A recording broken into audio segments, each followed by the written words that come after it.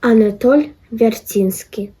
Балада пра спаленую вёску і жывога пеўня. Гэта была не проста вайна. Гэта было нешта больш страшнае, больш дзікае. Помню, мімо маёй роднай вёскі ішлі карнікі. Маю вёску яны абышлі.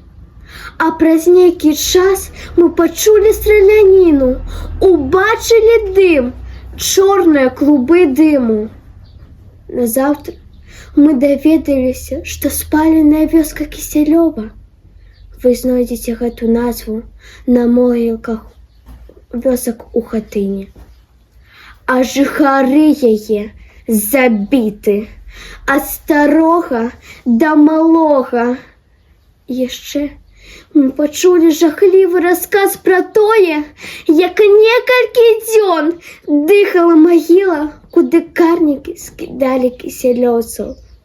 Як крычаў на вогнішчы здзічэлы певень. І толькі апоўначы, прарэзліва, з усіх сваіх сіл, свой векавы абавязак помнячы, певень запеў, загаласіў, і здзівіўся ён, напэўна, чаму не спяваюць іншыя пеўні. А потым крычаў і двойчы, і тройчы, на залуку вёску будзіць пачаў. Крычаў на апаленай плоце стоячы, крыламі лопаў і крычаў. Ён вёску будзіў, крычаў да хрыпу, пакуль не здзічэў.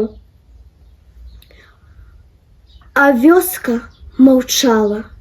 Ні рыпу, ні скрыпу, ні груку, ні гуку адказ. Ён вёску будзіў, галасіў адчайна, пакуль не здзічэў. А вёска маўчала.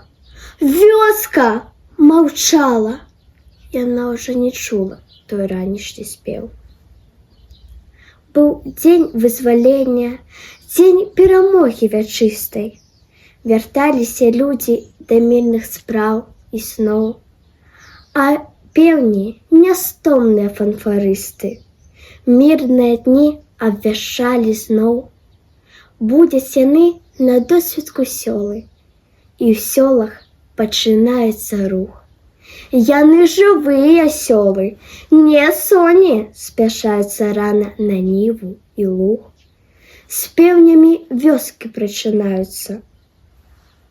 Толькі нічым не разбудзіш яе. Вёску, дзе ранак інакш пачынаецца. Вёску, дзе певень больш не пяе.